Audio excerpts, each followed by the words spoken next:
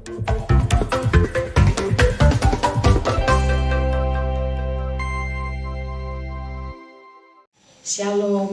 Sobat setia Renungan 7 Menit Pelita Kasih. Bertemu dengan saya Desi Malinda Sitepu, dan kita akan merenungkan firman Tuhan bersama-sama pada hari ini. Sebelumnya mari kita berdoa. Kami bersyukur kepadamu ya Tuhan Allah kami atas segala berkat penyertaan Tuhan yang sempurna dalam kehidupan kami. Hari lepas hari kami bisa melihat dan menyaksikan kebaikan Tuhan dalam hidup kami.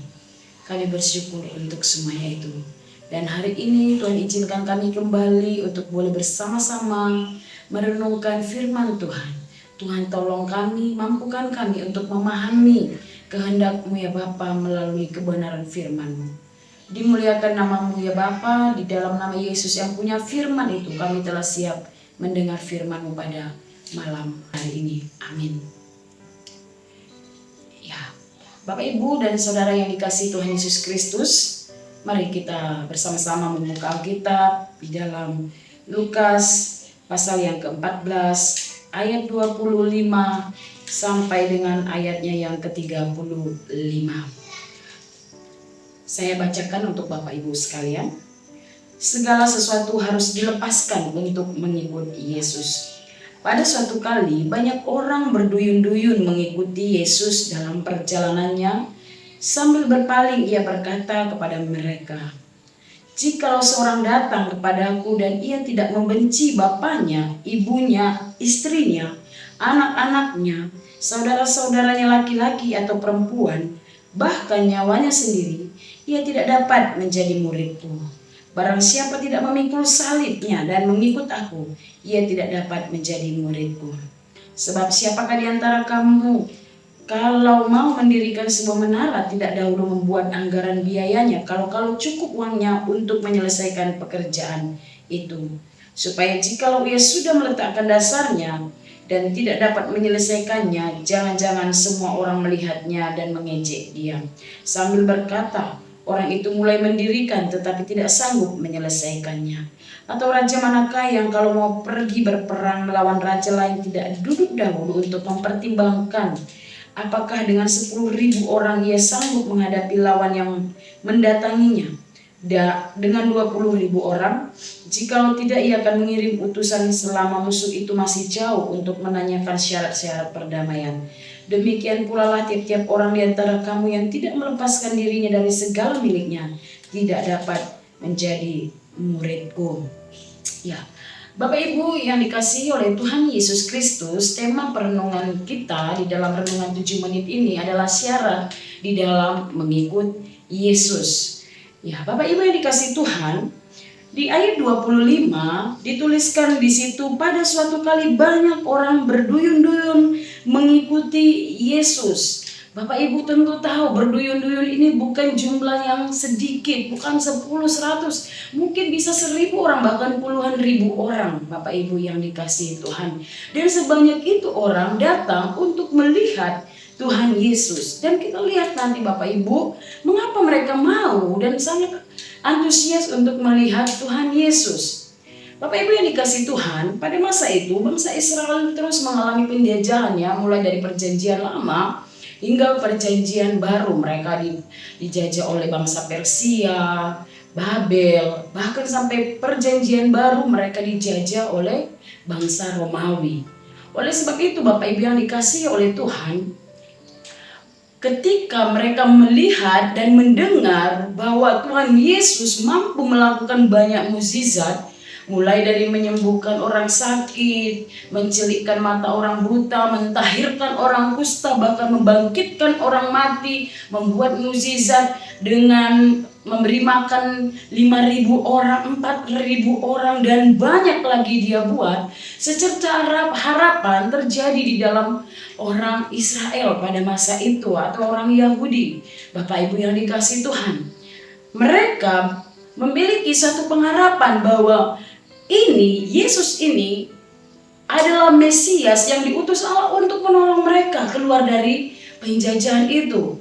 memulihkan keadaan mereka, Bapak Ibu yang dikasihi oleh Tuhan. Oleh sebab itu mereka berduyun-duyun datang untuk melihat siapakah Yesus itu, karena kepentingan politiknya mereka. Nah, Bapak Ibu yang dikasihi Tuhan, Tuhan Yesus tahu apa yang menjadi motivasi mereka datang berduyun-duyun kepada Dia. Dan itu juga Bapak Ibu terjadi dalam diri kita. Tuhan Yesus tahu apa menjadi motivasi kita untuk mengikut Dia.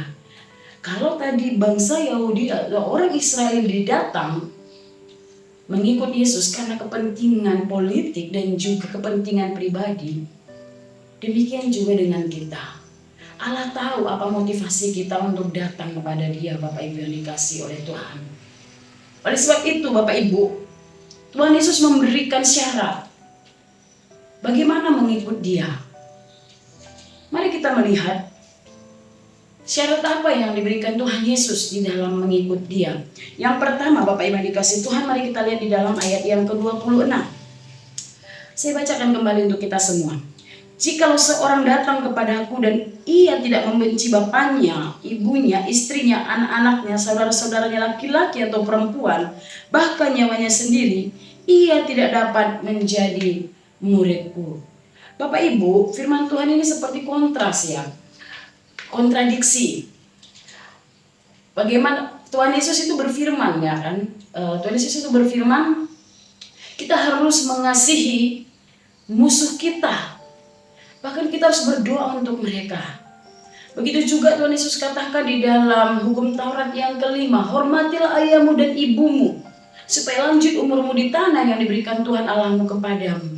Tapi mengapa di dalam ayat 26 ini Tuhan Yesus katakan, jikalau seorang datang kepadaku dan ia tidak membenci bapaknya, ibunya, istrinya atau anak-anaknya, ia tidak dapat menjadi muridku. Nah Bapak Ibu yang dikasihi Tuhan, Tuhan Yesus bukan mengajarkan kebencian kepada orang-orang yang kita kasihi di dalam firman Tuhan ini. Namun Tuhan Yesus menggunakan di sini adalah majas hiperbola. Ya, kita tahu bersama-sama majas hiperbola itu adalah melebih-lebihkan ya Bapak Ibu kalau kita belajar bersama-sama dari bahasa Indonesia. Hal ini juga hal yang ini sama yang seperti Tuhan Yesus sampaikan di dalam Matius pasal yang ke-5. Mari kita buka kembali Bapak Ibu Alkitab kita. Matius pasal yang ke-5 ayat yang ke-29. Ya, di situ dikatakan, maka jika matamu yang kanan menyesatkan engkau, cungkirlah dan buanglah itu, karena lebih baik bagimu jika satu dari anggota tubuhmu binasa daripada tubuhmu dengan utuh dicampakkan ke dalam neraka. Begitu juga dengan ayat yang 39. Tetapi aku berkata kepadamu, janganlah kamu melawan orang yang berbuat jahat kepadamu, melainkan siapapun yang menampar pipi kananmu, berilah juga kepadamu pipi kirimu. Nah Bapak Ibu, apa yang dimaksudkan dari bagian ini? Jikalau engkau ditampar pipi kanan, berikan juga pipi kiri. Bukan berarti kita memberikan pipi kiri kita juga ya Bapak Ibu. Tetapi yang dimaksud adalah tidak boleh membalas apa yang orang lakukan kepada kita. Nah demikian juga dengan bagian yang kita bacakan tadi di dalam Lukas tadi Bapak Ibu dikasihi Tuhan. Siapa yang tidak membenci ayahnya, ibunya, itu bukan berarti membenci, tetapi berani meninggalkan orang-orang yang kita sayangi untuk mengikut Tuhan. Ya terkadang ini suatu hal yang berat bagi orang percaya untuk meninggalkan orang-orang yang dikasihi. Tetapi dari bagian ini mari kita ingat kembali Bapak Ibu yang dikasihi Tuhan, bahwa siapa yang tidak berani meninggalkan ayahnya, ibunya, orang-orang yang dikasihinya untuk mengikut Tuhan, dia tidak layak menjadi murid Allah. Ya, itu bagian yang dimaksud Bapak Ibu yang dikasihi oleh Tuhan Yesus. Syarat yang mengikut Dia yang pertama, kita berani melepaskan hal-hal yang berharga di dalam hidup kita. Ya, bukan hanya orang yang kita sayangi, termasuk juga harta benda kita yang mungkin bagi kita itu sangat berharga Bapak Ibu. Tapi kata Tuhan, kita harus berani melepaskan itu sebagai syarat untuk mengikut Dia. Yang berikutnya Bapak Ibu, syarat yang kedua yaitu di dalam ayat yang ke-27. Saya bacakan kembali ya. Barang siapa tidak memikul salibnya dan mengikut aku, ia tidak dapat menjadi muridku. Syarat yang kedua yaitu berani memikul salib atau membayar harga di dalam mengikut Kristus. Ya, Bapak Ibu, di dalam mengikut Tuhan akan banyak hinaan, ya Bapak Ibu, penderitaan, tidak dihargai. Apakah kita sanggup untuk tetap mengikut Tuhan? Bukan satu hal yang mudah Bapak Ibu. Mungkin di dalam pelayanan terkadang kita merasa kecil hati ketika orang tidak menghargai kita di dalam pelayanan. Tetapi itu adalah harga yang harus kita bayar. Itu adalah salib yang harus kita pikul bersama-sama dengan Kristus. Bahwa penderitaan, hinaan, bahkan tidak dihargai Bapak Ibu, itu menjadi bagian menjadi seorang murid Yesus, Bapak Ibu yang dikasihi oleh Tuhan. Bapak Ibu, dengan dua syarat ini mari kita renungkan bersama-sama. Tentu kita mau dan ingin menjadi murid Yesus. Oleh sebab itu, mari kita kerjakan dua hal ini. Yang pertama, kita berani melepaskan sesuatu yang berharga di dalam hidup kita untuk mengikut Allah, apapun itu.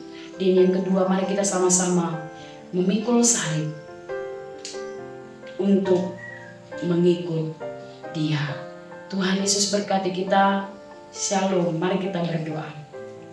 Kami bersyukur untuk firman Tuhan pada malam hari ini. Kiranya firman ini Tuhan menolong dan menopang kami. Terkadang kami gagal, bahkan sering gagal untuk melakukannya Tuhan. Tetapi Tuhan ingatkan kami lagi melalui kebenaran firman-Mu ini, bagaimana kami menjadi seorang murid Kristus. Terpuji nama-Mu Bapa, di dalam nama Yesus kami berdoa dan mengucap syukur kepadamu yang mempunyai firman. Amin.